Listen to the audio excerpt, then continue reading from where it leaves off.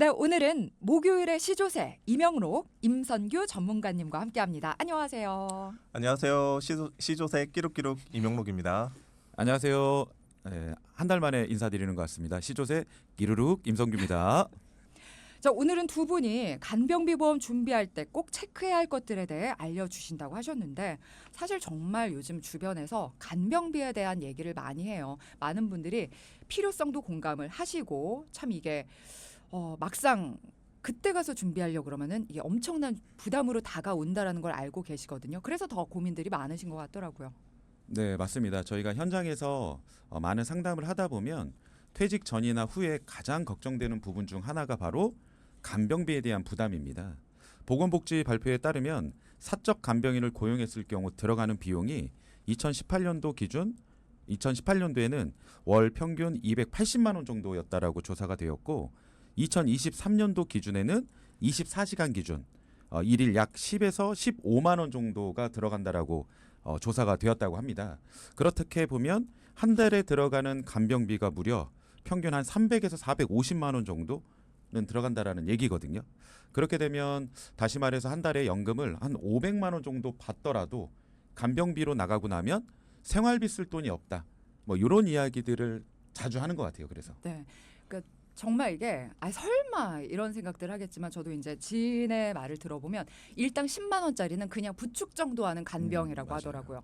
뭐 일 15 이상이고 남자들의 경우에는 정말 더 수고비가 더 들고 뭐 그래서 뭐 처음엔 15로 시작하면 그 다음에는 또 15, 17 뭐 이렇게까지 된다고. 그래서 한 달에 정말 막 4, 500은 순식간이다 이런 말씀들을 하시던데 이게 진짜 한 달 만에 끝나면 또 괜찮겠죠. 1년이면 4, 5천만 원이 되는 건데 경제적으로 정말 엄청난 부담이겠네요.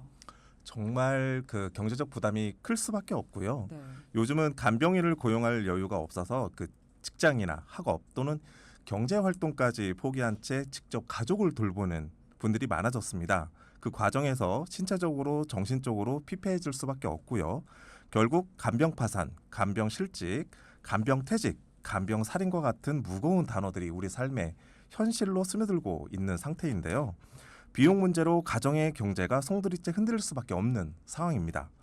그래서 간병비 보험은 이제 선택이 아닌 필수다 이런 이야기를 계속해서 전해드리고 있는데요. 네. 오늘 사연도 부모님 간병비로 어려움을 겪은 사연자 부부가 본인들 그 간병비는 어떻게 준비하면 좋을지 상담 신청하신 내용입니다. 네. 그러니까 부모님 간병비 문제를 겪고 나니까 이제는 본인들 간병비 걱정까지 해야 될 때다.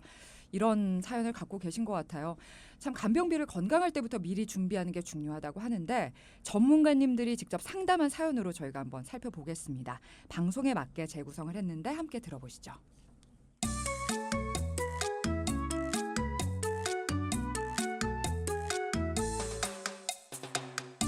안녕하세요. 저는 용인에 사는 40대 후반의 여성 애청자인데요. 지난해 12월에 어머님께서 계단에서 넘어지셔서 지난달까지 병원에서 3개월 정도 치료를 받고 퇴원을 하셨어요. 저희 부부 모두 직장 생활하고 있어서 공동 간병을 받았는데도 간병비 비용이 생각했던 것보다 훨씬 더 많이 나와서 저희가 깜짝 놀랐거든요.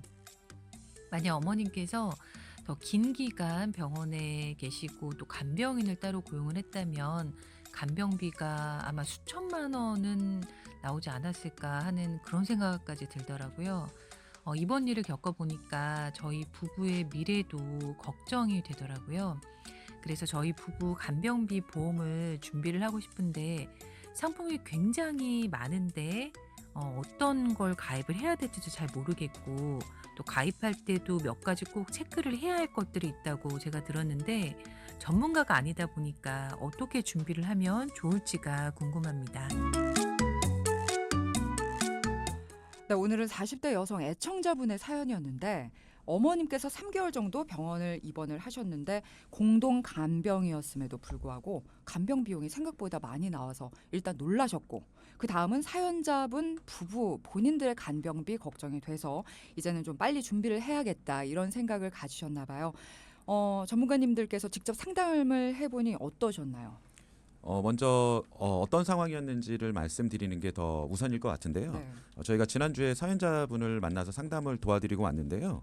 그 어머님께서 그 겨울에 눈이 한번 많이 내린 적이 있었습니다. 네. 그때 계단에서 내려오시다가 미끄러지시면서 넘어지신 거예요.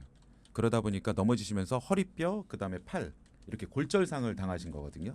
그렇게 해서 병원에 3개월 입원하셨고 네. 지금은 다행스럽게 퇴원하셔가지고 통원으로 재활 치료를 받고 있는 상황이었었습니다. 네, 특히 허리뼈 골절에서 팔까지 다치시는 바람에 그 혼자 거동이 힘드시고요.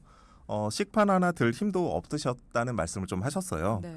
누군가 곁에서 좀 도와드려야 하는 상황이었지만 사연자 부부도 동생분도 각자 생계 때문에 직장에 나가 있어야 하기 때문에 당장 간병을 맡을 수 있는 사람이 없는 상황이었습니다.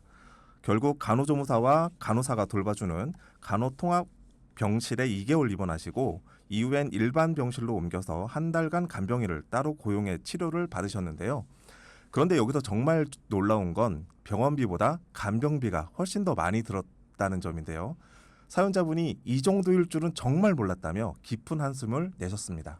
그러니까 이게 우리나라에서도 이 간병비에 대한 사람들의 관심도가 높아지고 이게 주변 사람들끼리 얘기한 지도 사실 얼마 안 된 것 같아요. 맞아요. 제가 옛날에 뭐 좀 어렸어서 이런 게 개념이 아예 없었던 것도 아닌 것 같고, 그래서 정말 많은 분들이 병원비, 뭐 수술비, 몇 천만 원 나올 수도 있다 이런 얘기만 들으셨지, 간병비가 정말 지금 공동 간병을 쓰셨으니 요 정도지, 개인 간병 한 달에 4,500만 원씩 몇 달이면 정말 수천만 원이 그냥 오버하는 게 아니신 거잖아요. 그래서 어쨌든 저희도 들으면서 공동 간병이면 그래도 뭔가 여럿이서 나눠냈을 텐데, 저렴했을 텐데 뭐 간병비가 얼마나 나왔길래 이렇게 놀라셨을까, 이런 생각도 하게 되실 거예요, 아마 동키 여러분들도. 깜짝 놀라실 건데 네. 한 달만 해도 거의 한 달 월급이 다 나갑니다. 그렇죠. 얼마큼 나가는지 한번 제가 설명을 드려볼게요. 네. 어머님은 그 간호통합병실에 2개월 정도 입원을 하셨었고요. 그 사연자분은 막연하게 국가에서 지원도 해준다고 하니까 간병비 몇십만 원이면 되겠지라는 그 막연한 생각을 갖고 오셨었어요. 네. 근데 막상 비용을 확인해 보니 병원비 빼고 간호간병 조무사나 또는 간호사 비용이 24시간 한 달에 24시간 120만 원 가까이 나왔던 거고요. 그 뒤에는 일반 병실로 옮기고 간병인을 따로 쓰게 됐는데 하루 15만 원, 그리고 주말엔 추가 요금까지 붙어서 한 달 간병비만 거의 500만 원. 그때서야 간병비가 이렇게 무서운 거구나 하고 느끼셨대요. 네, 그러니까 요즘 들어서 이제 저도 어디서 봤어요. 간호 뭐 통합 그런 간병 네네네. 시스템 설명만 들으면 와, 돈이 하나도 안 들겠구나. 워낙 우리나라가 의료보험 제도가 잘 돼 있으니까 국가 지원이 참 많잖아요. 그래서 별로 안 들겠구나라는 생각을 하고 있는데 아니네요.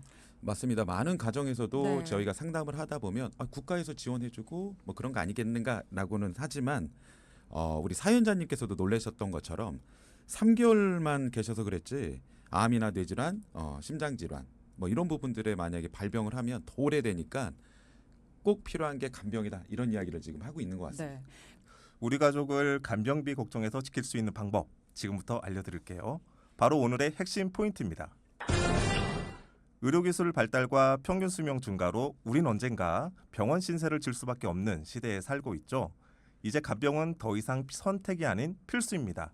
그렇다면 간병비 준비도 선택이 아닌 필수, 그리고 그 준비는 똑똑하게 해야 합니다. 네. 간병비 준비는 필수다. 필수인 간병비 준비를 똑똑하게 해야 한다라고 하셨는데, 어떻게 똑똑하고 스마트하게 할 수 있을까요? 아마 많은 동키분들께서도 굉장히 관심 가질, 궁금해할 부분인 것 같은데요. 네. 제가 지금부터 간병비 준비를 할 수 있는 여러 방법들을 좀 알려드릴 거예요. 이 중에서 하나를 선택하시면 좋거든요. 네. 그래서 우리 동키분들, 자, 펜 드시고 하나씩 지워 나가도록 하겠습니다. 네. 자, 간병비 준비하는 방법 첫 번째, 매월 간병비 통장을 만들어서 100만 원씩 20년간 저축한다. 그렇게 되면 10년 동안 2억 4천만 원을 모을 수가 있거든요. 그럼 약 한 10년 정도 간병비를 활용할 수가 있을 것입니다. 그런데 솔직히 100만 원씩 저축한다라는 게 쉽지만은 않겠죠. 네. 그럼 과감히 지워주세요. 네. 자, 두 번째, 사랑하는 배우자를 믿는다. 예, 솔직히 어렵겠죠. 왜냐하면 75세, 80세가 넘어가면 배우자도 간병받고 있을 수도 그렇죠. 있어요. 그렇기 때문에 이 부분도 과감히 지워주시고요. 네. 세 번째, 사랑하는 자녀들에게 의지한다. 아우 생각만 해도 끔찍해요. 네. 이거는 과감히 찢어지도록 지워주세요. 네. 네. 네 번째, 국가에서 세금으로 지원해 줄 것을 믿으세요. 현실적으로 가능은 하겠으나 아마도 초고도 장애 정도 되신 분들만 아마 지원해 주지 않을까. 그래서 이 부분도 아마도 좀 힘들 것으로 생각이 됩니다. 네. 이 부분도 지워주시고요. 마지막 다섯 번째, 외부 금융기관을 활용하세요. 외부 금융기관을 활용하게 되면 월에 한 4, 5만 원 내외 정도 지출을 하시면 되고 네. 우리 햇님 같은 경우에는 나이가 젊으시기 때문에 네. 아마 한 3만 원 내외면 되실 것 같습니다. 우리 동키분들 이 중에 어떤 것을 선택하는 게 가장 효과적일까요? 일단 1번, 2번, 3번, 4번 다 좀 지웠고 네네. 5번 당연히 저 같은 경우는 월에 3만 원 정도만 된다라고 말씀하셨으니까 5번 외부 금융기관을 활용한다. 이게 가장 효과적일 텐데 사실 외부 금융기관이 어디인지 뭐 평생 동안 3만 원씩을 내면 되는 건지 이런 것도 다 궁금하네요. 네, 외부 금융기관의 금융상품은 바로 보험사의 간병보험입니다. 외부 기관을 활용하는 건 너무나 현명한 선택이고요. 저도 보험사를 통해 간병비를 준비하고 있습니다. 네, 많은 분들이 보험사가 금융기관이다 이런 생각은 안 하고 계실 텐데 또 외부 금융기관의 활용이 보험사의 간병비 보험이었네요. 네, 맞아요. 간병비 보험을 준비하게 되면 먼저 요양병원을 제외한 병원에 입원해서 간병인을 고용하게 되면 하루 10만 원에서 20만 원을 보장받을 수 있고요. 두 번째, 요양병원에 입원했을 때는 하루 5만 원에서 9만 원 보장이 됩니다. 마지막으로 간호간병 통합병실에 입원하면 하루 7만 원을 보장받을 수 있는데요. 사연자 어머님께서 이 기준으로 간병보험에 가입을 하셨다면 간호간병 통합병실에 60일 정도 입원하셨기 때문에 하루 7만 원씩 420만 원을 보장받을 수 있을 거고요. 그리고 일반 병원에 1개월 계셨으니까 하루 20만 원씩 600만 원을 보상받을 수 있을 겁니다. 그러니까 간병보험으로 3개월 동안 총 1,020만 원 정도 받으셨을 건데 이렇게 간병비를 부담한 후에도 오히려 이 금액은 남는 금액이 있을 것 같아요. 네. 그러니까 참 이 간병비 보험을 들고 안 들고 차이가 컸다라는 것도 또 뒤늦게 알게 되셨을 거고 또 지금 말씀해 주신 거 들으니까 간병비 보험 자체도 보장 금액의 차이가 꽤 크네요. 일반 병실의 경우 어디는 10만 원, 어디는 20만 원, 또 요양병원 5만 원, 9만 원 이런 차이들도 잘 체크를 하고 가입을 하셔야겠습니다. 네, 맞습니다. 간병비 보험은 가입했다고 끝나는 것이 아니라 가입하고도 점검이 그래서 필요한 내용들이거든요. 네. 그래서 지금부터 제가 간병비 보험을 준비할 때 반드시 체크해야 될 핵심 리스트 지금부터 말씀드리도록 하겠습니다. 네. 자, 우리 햇님께서 좀 도와주셔야 돼요. 이 부분은.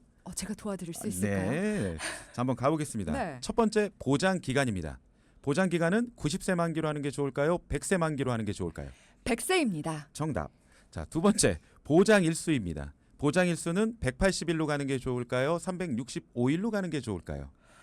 당연히 긴 게 좋을 텐데 뭔가 있을 것 같은데 그래도 365일로 하겠습니다. 그렇죠. 왜냐하면은 180일을 입원하게 되면은 네. 180일만 보장되고 만약에 1년을 내가 입원했다고 하면 그럼 나머지 180일은 내 개인 비용을 또 내야 되는 거예요. 그러면은 우리가 경제적으로 어려움을 겪을 수가 그렇죠. 있겠죠. 네. 그럴 경우에는 365일 내내 보장받는 게 어떻게 보면은 가정 경제에 가장 또 효과적이지 않을까라고 생각이 듭니다. 네. 자, 세 번째.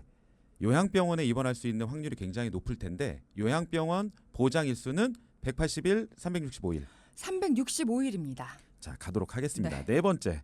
보험료 납부 방법은 갱신형, 비갱신형. 저 요거 확실히 압니다. 비갱신형입니다. 네. 자, 다섯 번째.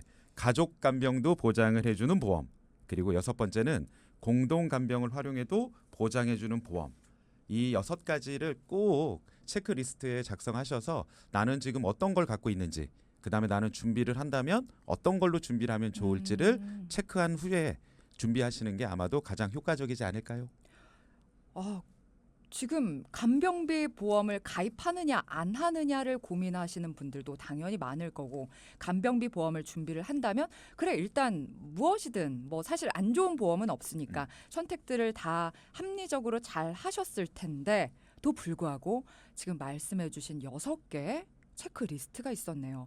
보장 기간도 따져야 되고 뭐 뭐 요양병원의 경우 또 이런 따로 또 따져야 되고 갱신형, 비갱신형, 가족간병, 공동간병까지도 활용을 해주는 게 있었네요. 와, 체크해줄 부분이 많네요. 네, 맞습니다. 그 예전 간병비 보험은 최대 180일까지만 보상해주는 상품이 되게 많았는데요. 네. 그런데 요양병원은 오래 입원하는 경우도 많기 때문에 180일보다는 365일 보상이 훨씬 유리하겠죠. 네. 그래서 365일 보상할 수 있도록 준비하셔야 합니다. 그리고 또 직접 치료, 간접 치료일 때 보상하는지 꼭 확인하셔야 되는데 저는 이게 가장 중요한 포인트라고 생각을 해요. 몇 회사를 빼고는 직접 치료일 때만 보상하고 있기 때문에 향후 분쟁의 소지가 발생할 수 있는 확률이 있습니다. 간병보험만 믿고 간병인을 고용을 했는데 나중에 간접 치료라 보상해주지 않는다면 이거 얼마나 억울하겠어요. 그래서 가입 전에 이 부분을 꼭 체크하셔야 됩니다. 일단 직접 치료랑 간접 치료 요 차이가 뭔지 좀 궁금하고 이 부분을 꼭 따져봐야 하는 이유가 있을까요? 네, 간병비 보험을 가입을 할 때 네. 직접 치료만 보상하느냐, 간접 치료도 보장하느냐 꼭 확인을 해야 되는 이유는요. 간병이 필요한 상황이 꼭 수술이나 집중 치료처럼 직접 치료일 때만 생기는 게 아니기 때문에 그런데요. 예를 들어 골절 후 회복 중이거나 또는 제가 암 수술을 했는데 기력이 약해서 일상생활이 어려워 요양병원에 들어갈 수도 있잖아요. 네. 이런 경우처럼 간접 치료 단계에서도 간병이 꼭 필요할 수 있거든요. 네. 그런데 어떤 보험은 직접 치료에만 보장을 하고 간접 치료나 회복기에는 보장을 안 해주는 경우도 있습니다. 그래서 가입 전에는 직접 치료만 보장하는지 회복 중인 간접 치료까지도 보상을 해주는지 꼭 체크해야 실제 필요할 때 보장받을 수 있습니다. 그러네요. 사연자분 어머님께서도 그 골절 후에 정말 이제 혼자 식사 같은 것도 거동이 불편하셨기 때문에 그때 간병이 필요한 건 직접 치료가 아닌 거죠, 그때는.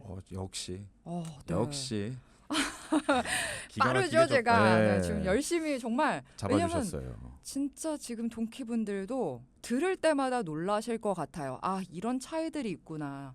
이런 것들을 따져야 되는구나를 저처럼 생각을 하실 것 같고 저는 그러면은 방금 말씀해주신 체크리스트 6개 중에서 7번으로 간접 치료도 보장해야 되는지 따져라. 이것도 꼭 넣어야 될 것 같다는 생각을 하게 됐습니다. 자, 그러면은 정말 사연자분이 많은 도움을 받으셨을 것 같은데 어떻게 준비를 도와주셨을까요? 먼저 사연자님의 경우에도 지금 내가 이걸 준비를 해야 되나? 질병에 걸릴 때 해야 되는 거 아닌가? 나이가 많아졌을 때 그런 고민을 하시다가 네. 이제 어머님 때문에 이제 저희들한테 의뢰해서 상담을 받으셨는데요. 사연자님의 경우에는 올해 나이가 48 그리고 이제 사무직으로 직장 생활을 하고 계셨거든요. 그래서 납입 기간은 25년 납, 보장 기간은 100세. 그리고 납입 방법은 비갱신형으로 추천을 드렸는데요. 첫 번째는 일반 병원에 입원해서 간병인을 고용했을 때 일일 20만 원. 그다음에 요양병원에 입원하셔서 간병인을 고용하셨을 때 일일 9만 원. 그다음에 간호간병 통합서비스 병실에 입원하셨을 때 일일 7만 원씩 나오도록 추천을 드렸고 네. 가장 중요한 보장 일수는 365일 동안 보장이 되도록 했고 마지막 제일 중요한 7번 아까 말씀하신 우리 간접 치료일 때도 보장이 될 수 있는 상황으로 추천을 드렸는데 월 보험료가 다들 놀라실 거예요. 네. 아, 이러면 한 10만 원대 나와야 되는 거 아니야? 이런 네. 생각하실 텐데 월 보험료가 37,069원 나왔어요. 네. 25년 납으로. 그러니까 정말 40대 후반이신데도 3만 원대에서 가능이 하다. 자, 오늘도 정말 이명록, 임선규 전문가 두 분께서 여러분께 도움되는 간병비 보험에 대해서 큰 도움 말씀 주셨습니다. 감사합니다. 정말 오늘 알찬 내용이었어요. 네, 오늘 간병 이야기 동키분들께 꼭 닿기를 바라면서 네. 지금까지 끼룩끼룩 이명록 네, 오늘이 5월 8일이죠. 행복한 어버이날 되시길 바라겠습니다. 끼루룩 임성기였습니다. 네, 두 분 감사합니다.